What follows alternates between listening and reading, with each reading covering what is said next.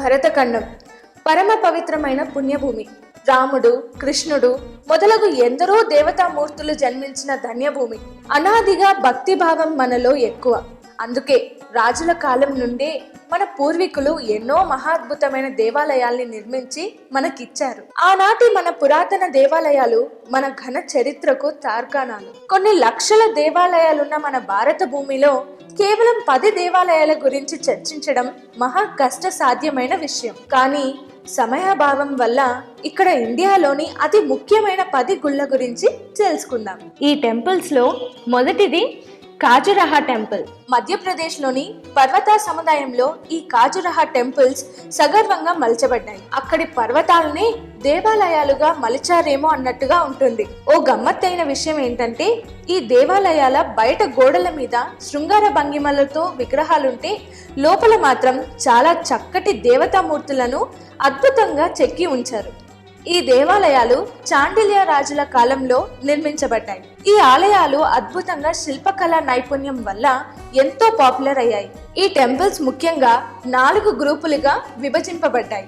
తూర్పు, పడమర, ఉత్తర, దక్షిణ ఆలయాలుగా వీటికి పేరు. పడమర, దక్షిణ ఆలయాల్లో హిందూ దేవుళ్ళైన శివ, వైష్ణవులు కొలువు తీరి ఉంటారు. ఇక మిగిలిన ఆలయాల్లో జైన మతస్థుల ప్రభావంతో అలరారుతున్నాయి. ఖాజురహో ఫెస్టివల్స్ జరిగే సమయంలో ఈ ఆలయాలని సందర్శించడం వల్ల అక్కడ జరిగే డాన్స్ ఫెస్టివల్స్ ని కూడా మనం చూడవచ్చు. ఇక రెండవది సోమనాథ్ టెంపుల్. ఈ టెంపుల్ గుజరాత్ లో ఉంది.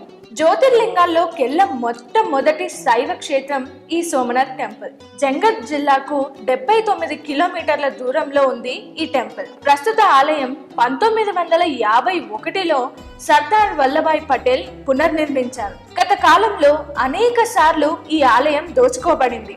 అలాగే కొంత వినాశనానికి గురై మళ్ళీ ఆనాటి రాజుల చేత పునర్నిర్మించబడింది. ఇక్కడ 4 రోజుల పాటు జరిగే కార్తీక పౌర్ణమి కార్యక్రమాలు అత్యద్భుతంగా ఉంటాయి. ఇక్కడి జై Somnath sound and light show మహా ప్రత్యేకమైనది. అక్టోబర్ నుండి మార్చ్ వరకు ఈ ఆలయంను దర్శించుకోవడానికి అనువైన సమయం. తప్పక దర్శించుకోండి. మూడవది కాశీ విశ్వనాథ్ టెంపుల్. హిందూ మతాచారం ప్రకారం జీవితం అంతమయ్యేలోపు ఒక్కసారైనా కాశీకి వెళ్ళి ఆ విశ్వేశ్వరుణ్ణి దర్శించుకోవాలని చెప్తారు. అదే కాశీ విశ్వనాథ్ టెంపుల్. ఈ టెంపుల్ ఉత్తరప్రదేశ్ రాష్ట్రంలోని పవిత్ర గంగా నది ఒడ్డున గల వారణాసి పట్టణంలో నిర్మించబడింది. 12 జ్యోతిర్లింగాల్లోకెల్లా అతి పురాతనమైన శైవ క్షేత్రం. ఈ ఆలయం అనేక సార్లు కూల్చబడి మళ్ళీ పునర్నిర్మించబడింది. ఈ క్రమంలో ప్రస్తుతం మనం చూస్తున్న ఈ ఆలయం 1780లో మరాఠా మేజ్ ఆహిల్యాబాయి హోల్కర్ నిర్మించినట్లుగా చరిత్ర చెబుతోంది. చలికాలంలో అంటే అక్టోబర్ నుంచి మార్చి వరకు ఈ టైం కాశీ సందర్శనకు మంచి కాలం. ఇక నాలుగవది జగన్నాథ్ టెంపుల్. శ్రీకృష్ణ భగవానుడు కొలువై ఉన్న ఈ జగన్నాథ్ ఆలయం చార్ధమ్ పుణ్యక్షేత్రాల్లోని ఒకటి. ఈ మహాపవిత్రమైన దేవాలయం తూర్పు భారతదేశంలోని ఒడిస్సా రాష్ట్రంలో పూరి అను పట్టణంలో ఉంది. అందువల్ల పూరి జగన్నాథ్ టెంపుల్ గా ప్రసిద్ధికెక్కింది. ఈ పవిత్ర ఆలయం 12వ శతాబ్దంలో కళింగ దేశ రారాజు ఆనందవర్మన్ చోడగంగాదేవ్ అను మహారాజు గారు నిర్మించారు. ఈ క్షేత్ర ప్రధాన ఆకర్షణ ప్రతి సంవత్సరం జరిగే రథయాత్ర. లక్షలాది మంది భక్తులు ఈ యాత్రలో పాల్గొంటారు. హిందూ ధర్మ విధాతలైన ఆది శంకరాచార్యుడు, రామానంద్, రామానుజ మొదలగు సాధువులు ఈ ఆలయంలో తమ తమ దైవ కార్యాలను నిర్వహించిన వారే. ఎంతో మహిమానిత్యమైన ఈ పుణ్యక్షేత్రాన్ని ప్రతి హిందువు జీవితంలో ఒక్కసారైనా దర్శించుకోవాల్సిందే. ఇక ఐదవది పద్మనాభ స్వామి టెంపుల్. కొన్ని సంవత్సరాల క్రితం ఈ పద్మనాభ స్వామి ఆలయంలో బోల్డని నిధి నిక్షేపాలు దాగి ఉన్నాయని, అవి చోరీకి గురవుతున్నాయని, పాము పడగ విగ్రహం గల తలుపులను తెరిస్తే అరిష్టమని, కానీ ఆ గదిలోనే అనంతమైన నిధి దాగి ఉందని ఇలా రకరకాలైన వార్తలు బయటికి వచ్చాయి. ఏది ఏమైనా కేరళ రాష్ట్రంలోని తిరువనంతపురంలో అత్యంత ప్రతిష్టాత్మకంగా నిర్మించబడిన విష్ణు క్షేత్రం ఈ పద్మనాభ స్వామి ఆలయం. ఈ ఆలయంలో మూల విరాట్టు ఆ శ్రీ మహావిష్ణువు ఆదిశేషుని పడగ నీడలో పవలించి ఉన్న భంగిమలో మనకు దర్శనమిస్తాడు. ఈ పోస్టర్ ను అనంతసేనం అంటారు. కృతయుగం, ద్వాపర యుగం ముగిశాక కలియుగం ఆరంభమైన 964వ రోజున తులు బ్రాహ్మణుడైన దివాకర్ ముని ఈ ఆలయాన్ని కనుగొన్నట్లు చరిత్ర చెబుతోంది. ప్రతి సంవత్సరం జరిగే నవరాత్రి ఉత్సవాలలో ప్రధానమైన ఈ పద్మనాభ స్వామి ఆలయంలో, అలాగే ప్రతి 6 సంవత్సరాలకు ఒక్కసారి జరిగే లక్షా ద్వీపం పండుగ నిజంగా కన్నుల పండుగగా ఉంటుంది. 3.5 అడుగుల పొడవున్న మహావిష్ణువు విగ్రహం పూర్తిగా బంగారంతో చేయబడి, ఆ ప్రతిమ వజ్రాలు, వైడూర్యాలు, రత్నాలు, పగడాలు ఇలా అత్యంత ఖరీదైన ఎన్నో రకరకాల రాళ్లతో పొదగబడి ఉంది. ప్రతి ఒక్కరూ కనీసం ఒక్కసారైనా దర్శించుకోవాల్సిన క్షేత్రం విష్ణు క్షేత్రం. ఇక 6వది వెంకటేశ్వర టెంపుల్. కలియుగ ప్రత్యక్ష దైవం శ్రీ వెంకటేశ్వరుడు. భారతదేశంలోని వైష్ణవాలయాల్లోకెల్లా ఈ ఆలయం ప్రధానమైనది. ఆంధ్రప్రదేశ్ రాష్ట్రంలోని చిత్తూరు జిల్లాలో తిరుపతిని ఆనుకొనున్న తిరుమలలో ఈ వెంకటేశ్వర టెంపుల్ నిర్మించబడింది. మనం చూసే తిరుమల కొండలు శేషాచల పర్వత శ్రేణులలో ఒక భాగం. 2799 అడుగుల ఎత్తులో ఉంటాయి. అయితే ఈ 7 తిరుమల కొండలు ఆదిశేషుని 7 తలలకు ప్రతీకలు. తిరుమల విస్తీర్ణం 26.75 చదరపు మీటర్లు. ఈ 7 కొండలను శేషాద్రి, నీలాద్రి, గరుడాద్రి, అంజనాద్రి, వృషభాద్రి, నారాయణాద్రి, వెంకటాద్రి అనే పేర్లతో పిలుస్తారు. దాదాపు క్రీస్తు పూర్వం 300 ప్రాంతంలో ఈ ఆలయ గర్భగుడిని నిర్మించినట్లుగా చెబుతారు. ఈ ఆలయాన్ని రోజు 50,000 నుండి 1,00,000 మంది వరకు భక్తులు దర్శించుకుంటారు. భారతదేశంలోని 8 విష్ణు స్వయంభు టెంపుల్స్ లో తిరుమల ఒకటి. ఇక్కడి ప్రసాదం తిరుమల లడ్డు ఎంతో ఫేమస్. మీ అందరికీ ప్రత్యేకంగా చెప్పక్కర్లేదుగా. ఇలా చెప్పుకుంటూ పోతే ఎన్నెన్నో సంగతులున్నాయి, కానీ సమయాభావం వల్ల ప్రస్తుతానికి చాలిద్దాం. ఇక 7వది రంగనాథ స్వామి టెంపుల్.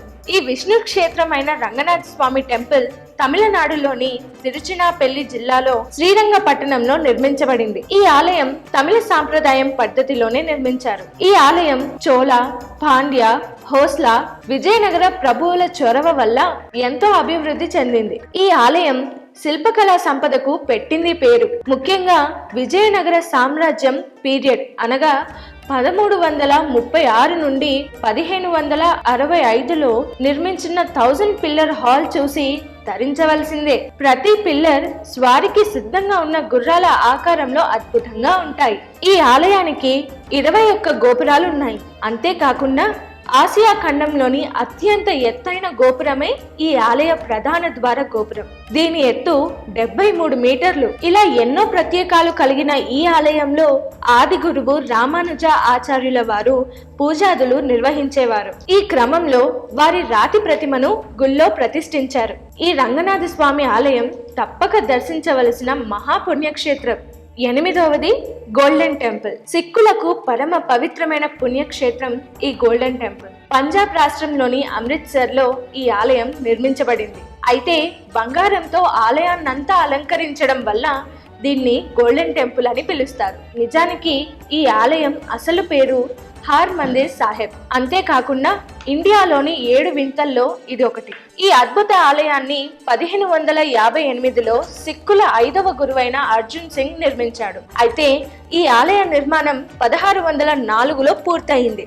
ఈ ఆలయంలోకి కుల, మత, వర్ణ, వర్గ, లింగ భేదాలు లేకుండా అందరికీ ప్రవేశం కలిగించబడింది. ఇక్కడి సరోవరంలోని నీటికి వ్యాధుల్ని నయం చేయగల శక్తి ఉండటం వల్ల దీన్ని అమృత్ సరోవర్ అని పిలుస్తారు. ఇక్కడ ఎల్లవేళలా నిత్య అన్నదాన కార్యక్రమం జరుగుతూ ఉంటుంది.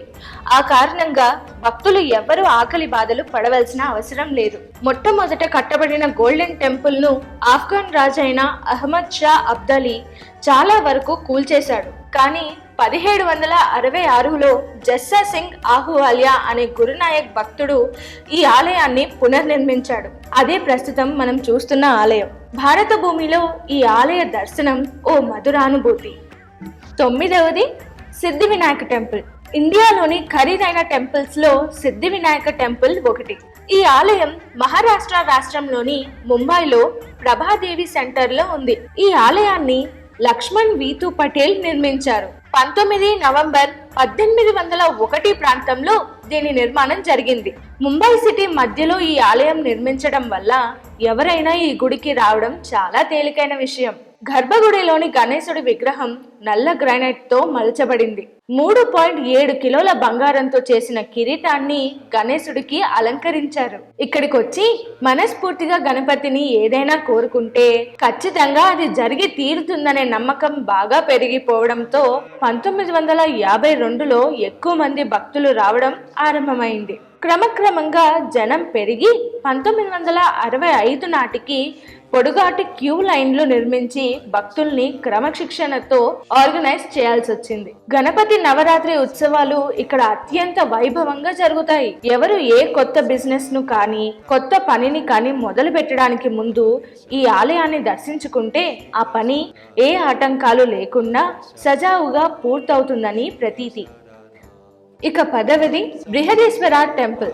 1000 సంవత్సరాల చరిత్ర కలిగిన ఈ శివాలయం 1010 CE ప్రాంతంలో చోళ సామ్రాజ్యధీశుడైన రాజరాజ చోళ మహారాజుచే నిర్మించబడినట్లు చరిత్రకారులు చెబుతున్నారు. ఈ ఆలయం తమిళనాడులోని తంజావూరులో ఉంది.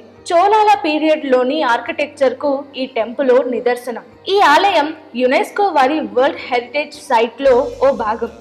దీనిని గ్రేట్ లివింగ్ చోళా టెంపుల్ గా పిలుస్తారు. ప్రపంచంలోని ఎత్తైన గాలి గోపురాల్లో ఈ ఆలయ గోపురం ఒకటి. దీని ఎత్తు 60 మీటర్లు. ఆలయ ముందు భాగంలో కొలువై ఉన్న నందీశ్వరుడు 16 అడుగుల వెడల్పు 13 అడుగుల ఎత్తులో అద్భుత శిల్పకళ నైపుణ్యంతో కనిపిస్తాడు. గొప్ప విశేషం ఏంటంటే ఈ నంది ఒకే ఒక శిలతో నిర్మించబడింది. మొత్తం ఆలయం అంతా గ్రానైట్ శిలతోనే తీర్చిదిద్దబడింది. కరెన్సీ నోట్ల గొడవ జరుగుతున్న ఈ తరుణంలో ఈ ఆలయం గురించి మరో ముఖ్యమైన విషయం చెబుతా. 1954వ సంవత్సరంలో రిజర్వ్ బ్యాంక్ ఆఫ్ ఇండియా వారు ఓ 1000 రూపాయల నోటును ఏప్రిల్ 1న రిలీజ్ చేశారు. అయితే ఆ నోటు మీద ఈ ఆలయం బొమ్మను ముద్రించారు. అంతేకాకుండా ఆలయ మిలీనియం సెలబ్రేషన్ సమయంలో RBI ఈ గుడి బొమ్మలతో కొన్ని కాయిన్స్ ను కూడా విడుదల చేసింది. దీన్ని బట్టే మనకు అర్థమవుతుంది ఈ ఆలయం ఎంత ప్రసిద్ధి చెందిందో. తప్పక ఈ ఆలయ దర్శనం చేసుకోండి. వచ్చే ఎపిసోడ్ లో మరో ఇంట్రెస్టింగ్ టాపిక్ తో కలుద్దాం. మోర్ ఇంట్రెస్టింగ్ వీడియోస్ కోసం మా ఛానల్ ని సబ్స్క్రైబ్ చేయండి.